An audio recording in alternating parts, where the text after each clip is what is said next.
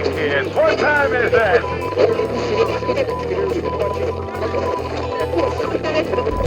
Hey, it's Edson with GeekTime TV, looking at Dune Prophecy Episode 2. So, at the end of last episode, this mysterious figure here, Desmond Hart, played by Travis Fimmel, who's a really good actor. So he looked like he used some kind of psychic powers to burn and kill the son of the Richese Duke, who had just been engaged to the Emperor's daughter. He basically, it looked like he just, with his powers, the kid burned to death. And at the same time, he also did the same thing to, or I don't know if, I'm assuming he did the same thing, but the Bene Gesserit sister, Kasha, who was the Emperor's personal truthsayer, had traveled back to Wallach 9, where the Bene Gesserit Sisterhood is, and she also died in the same way. And I assume that Desmond Hart did the same to her, but it seemed kind of incredible that he was able to do that across the universe to a different planet. But we'll see if that's true or not. But they both died in the same way, and he looked like he was using some kind of psychic power, which I have no idea where he's, like I said, he has a mysterious past, so we have no idea how he got these powers. I've never seen these type of powers being used in the Dune universe, so I don't know. It's a complete mystery to me right now. So at the beginning of this episode, the Emperor talks to him, and he literally admits it to the Emperor that he did this, that he's responsible for the deaths. And the Emperor's and the Emperor's like, well, why would you do this? And Desmond says to him, well, remember we had this conversation where you wished that the engagement wouldn't go through, so you basically told me to do it. And I just love the acting of Mark Strong here as the Emperor. He's like, oh, what are you talking about? What, I didn't do anything. It was just a conversation. He wants to take no accountability whatsoever. And so he has Desmond arrested, and it's kind of interesting. They put him in this the cell where he's like suspended in midair, called the suspensor cells. So it's and that's basically how he's kept in prison, just suspended in midair. And you know, basically the Emperor did get what he wanted. Like his daughter's not going to be engaged to this kid anymore. But now a bunch of new problems arise from this. So Valia Harkonnen here, played by, I believe, Emily Watson, the leader of the Bene Gesserit, she takes a trip to Seleucus Secundus, where the Emperor is, because she heard that the son of the Duke of House Richese died in the same way as Kasha back on Wallach 9, and so she wants to go find out what's going on. And you see the title here. This is actually the title of the episode, Two Wolves, and I think it refers to these two for sure. Both two people now within the Emperor's reach, within the palace, and both going for two opposing. They both want two different things. His is still very mysterious about it, and obviously she just wants the Bene Gesserit Sisterhood to have an influence over everything, basically. And so she goes there, and she tells the Emperor, yeah, we know you have someone there who is responsible for this, or at least who's taking responsibility for this, so I need to see him. So she has an interrogation scene. It's a pretty good scene, but she tries to get him to tell her, how is he able to do this? Who is he? Who is he that he has these great powers that he can do this? Because she's afraid that he's coming for the Bene Gesserit Sisterhood, and he's very. I just love the way he just like stays very calm. Prisoner or not being interrogated by her, he's just very calm. He answers all her questions, and she uses her truth-sayer abilities, and she cannot detect anything that he's saying is a lie. But he's doesn't give her a lot of specifics. about who he really is and where he's getting these powers from. So she gets frustrated and she wants the Emperor to get rid of him, but the Emperor's like, well, I mean, psychic power. I mean, there's no real evidence that he actually did anything. I mean, it's it's through his mind. I mean, there's no physical evidence of him using anything to kill the murders. So no, he refuses her. And he just said, I'm just going to keep him prisoner for a while, and I'll handle it the way I want to handle it. So she goes off, not realizing she doesn't have that much influence over the Emperor anymore because of this guy, and she goes off. Meanwhile, the Duke of House Lucchese is obviously outraged because of what happened to his son in the palace, and he knows that there is that the Emperor has someone who's responsible. He demands he demands retribution. So the Emperor, before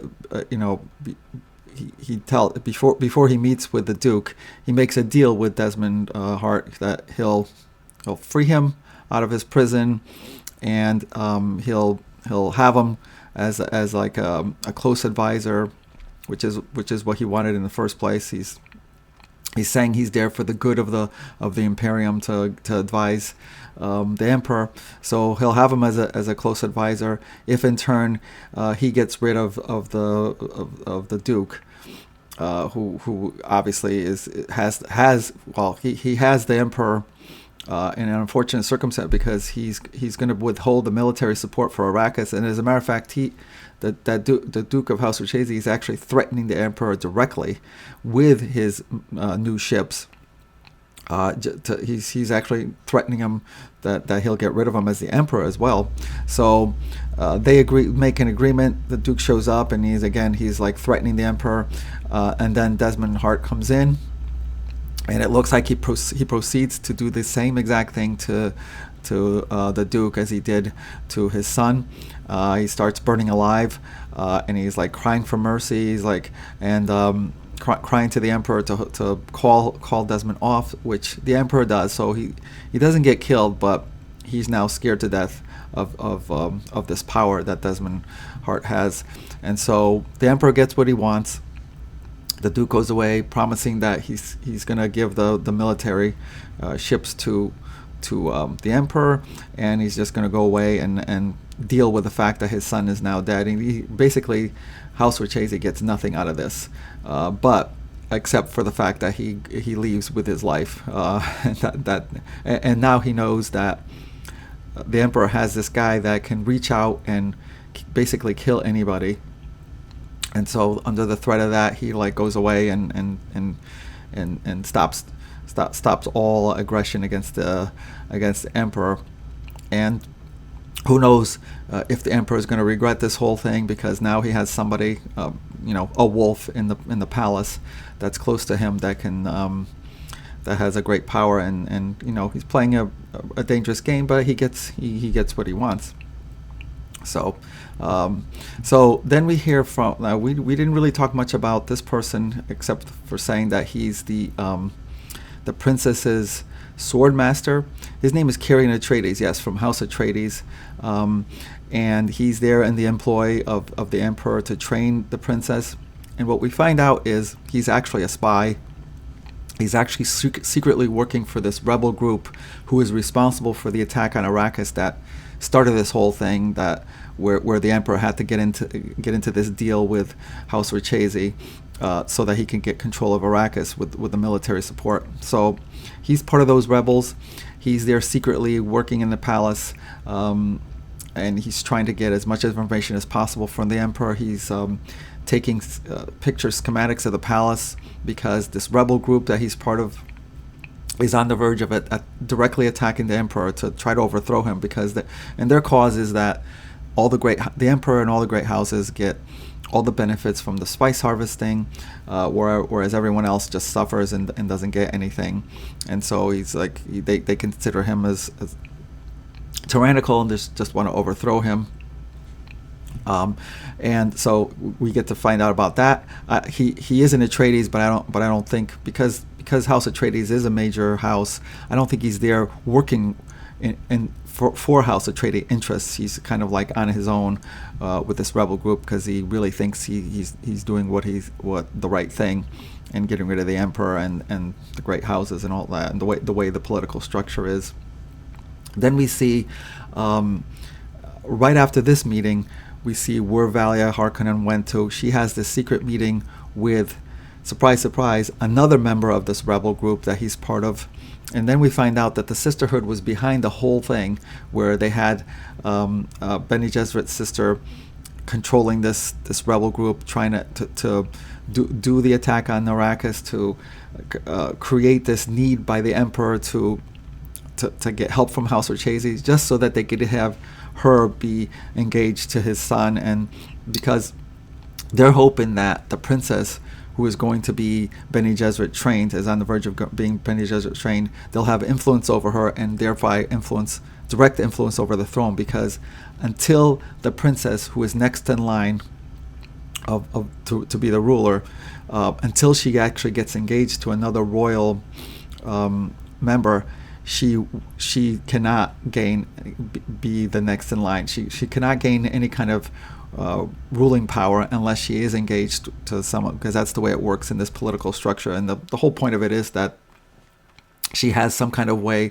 to then have another person, have children, so that they can have next in line. So if she remains single, which is what the Emperor didn't want her engaged to House Atreides, but if she remains single, she cannot have any kind of step to the ruling to be emperor or anything like that, or to rule. So the Bene Gesserit Sisterhood, you could see that the series is probably just about this, where the Bene Gesserit Sisterhood just has their claws into everything. All the great houses with the Truthsayer and the Emperor. Now they're prompting this rebel group to start this attack, to start a chain of events, so that they can have her be one of them and kind of be next in line for the throne. And basically that is what the Bene Gesserit Sisterhood is. They just they want to have influence over every part of the empire, every part of the political structure.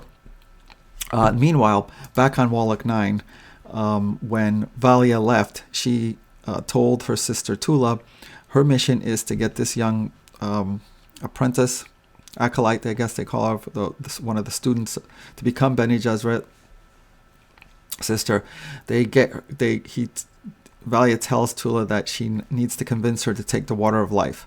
Now, the water of life is the way that the acolytes become an actual Reverend Mothers, and we saw that process in the Denis Villeneuve's movie, where Jessica, Paul's mother, goes through that. It's an extremely dangerous. It's extremely dangerous for anyone, even someone with advanced training, and most people die in the process. But with this person, it's going to be even more so. They're in desperation, because the whole point of having her go through it is when you go through, taking the water of life is basically you're taking poison that has no antidote, and it's extremely deadly. But the test is that whether you have such training that you can use your body's systems to chemically change the poison so that it becomes harmless to you. And in that process, you survive. But also, the benefits you get out of it is now you have access to all the ancestral memories of all the female ancestors. You can now have communication with and have access to everything that your female ancestors knew before you. So the reason why they're having her risk her life, which she doesn't have much of a chance to survive, but the reason why they're having her do this in desperation is that she is the great-great-granddaughter of the very first Bene Gesserit Mother Superior, Mother Raquella, who had this vision that some kind of mysterious force was going to come in the future to destroy the Bene Gesserit. And they think that it's happening right now. Like they think that Desmond Hart is part of this. maybe that force. So they want this. They want Lila to go back and take the water of life, have access to Mother Raquella's memories, and figure out what it is that they need to do to prepare against this attack by this force, so that the Bene Gesserit Sisterhood doesn't get taken down. She actually succeeds. Miraculously, she succeeds. She does talk to Mother Raquella, and Mother Raquella doesn't give like a complete blueprint of what to do, but she gives them some kind of a lot of like kind of like vague information about who this person is that's coming to take them down. And one of the things that she tells them is it'll be someone who's born twice, first born of blood and then born of spice. And ironically, it may not have anything to do with Desmond Desmond Hart, but it may have actually to do with Paul, who's actually coming 10,000 years later to actually do he doesn't eradicate the Bene Gesserit Sisterhood, but he kind of like he completely takes their influence away, and then their power goes away when Paul Atreides comes. And Paul Atreides does fit this description about being born twice, because he's first born naturally, and then when he takes the water of life himself, technically he dies and then comes back. He doesn't completely die, but it's like all his body functions are like in death, and then he comes back through the spice. So Mother Raquella may be in fact talking about Paul Atreides, and so we may not be actually getting anything from Desmond Clark, and he still remains a mystery. The other thing that happens is she runs into Dorothea, which is her grandmother, and it's the person that Valia Harkonnen killed 30 years before this, using the voice. She used the voice to have Dorothea take out her blade and kill her. So we saw that in episode 1. And now Dorothea wants revenge against them, Valia and Tulif, because of this. And she says, you took my future away, so I'm going to take your future away. And basically, she creates this. She makes Lila go into this it doesn't seem like she kills her outright, but she makes her go into this catatonic state where she's kind of like just in a coma. And Tula, of course, that Lila is Tula's most favorite. I think she actually has feelings for her. She has more her favorite student, like a mother to her. And so Dorothea wants to take her revenge for having been forced to kill herself by taking away one of their acolytes. So we'll see what happens in the future with her. Right now, she looks like she's in a coma. And then finally, we get another great scene between Valia and Desmond Hart. Valia goes back to the palace, and she's hoping to gain influence with the Emperor again by actually telling him that the rebels are going to move against him, and giving him the name that Carrion Atreides is actually working against him. She's going to try to use this information to regain influence, Bene Gesserit influence, with the Emperor. But instead, she doesn't even get to meet the Emperor, because the Emperor sends out Desmond Hart and says, "You know what? The Emperor has no more need for you. Your day here is done. Your time here is done. The Emperor no longer wants the Bene Gesserit Sisterhood here."